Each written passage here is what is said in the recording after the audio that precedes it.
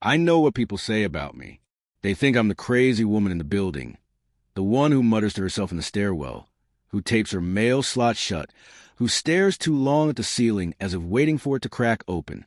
They don't say it to my face, but I see the looks. I hear the whispers.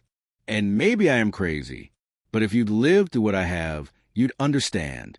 You'd be just like me. It started with footsteps. That's how these things always start, right? Something small, something you can dismiss. I live on the second floor of a 3-story building. The apartment above mine has been empty for years. The landlord says it's under renovation, but I've never seen a single worker go in or out. No contractors, no paint cans, no ladders. Just dust on the windows and flyers stuffed in the mailbox. Empty, except at night when I hear someone pacing back and forth. Slow, deliberate steps, like they're measuring the floorboard lengths.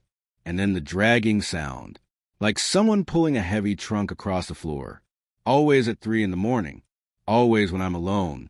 At first, I told myself it was pipes, or maybe the building settling. Old buildings make noises. But then things started disappearing. My keys, a spoon, a single shoe. I thought I was losing my mind until I found the spoon again, on the landing outside the upstairs apartment, balanced perfectly on the doormat. I knocked. No answer. But the next morning, there was a note taped to my door. Just one word, written in blocky black marker. Listen. I laughed it off, tried to, but I couldn't stop thinking about it. I bought a baby monitor, pointed the camera at my ceiling. At 2:13 a.m., the feed went static. Then a face appeared. Not fully visible, just the lower half, grinning. I screamed, ran upstairs, pounded on the empty apartment door. Nothing. When I came back down, the monitor was gone. The next day, another note. Look, that's when I started keeping notebooks. Dates times sounds. I filled 3 in 2 months. My friends laughed when I showed them. You're turning into one of those Reddit horror story people, they said. Maybe I am. But then I broke into the upstairs apartment. I couldn't take it anymore. I jimmied the lock with a screwdriver and pushed the door open. It was empty, dusty, except for one thing, my missing objects, arranged in neat little patterns on the floor. A circle of spoons, a pyramid of shoes, and in the center, a mattress, still warm. I heard footsteps in the stairwell and hid in the closet. The door creaked open. I held my breath, but no one came in, just silence. When I finally crawled out, there was a new note on the mattress. Open. I lost my job. My boss said I was distracted, paranoid. My friends stopped answering my calls. I boarded up my windows, convinced I was being watched. The notes kept coming. Slipped under my door. Left on my pillow. Written on my bathroom mirror in condensation. Listen. Look. Open. Come. I stopped sleeping. I stopped eating. I lived on coffee and adrenaline.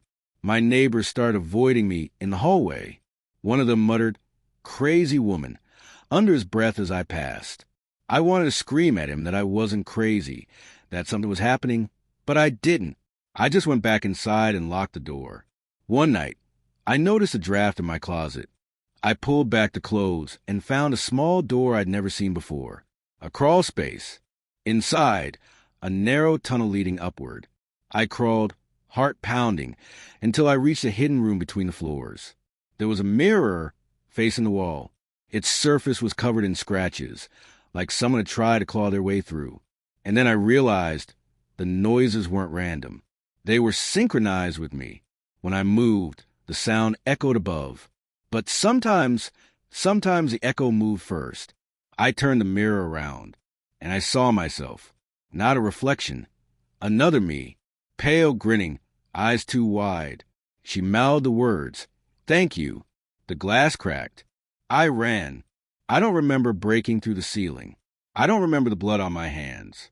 I only remember standing in the upstairs apartment, staring at her. She looked exactly like me.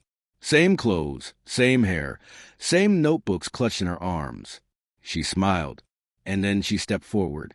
The last thing I remember before blacking out was her whisper in my ear. "Now it's your turn to listen." I woke up in my own bed.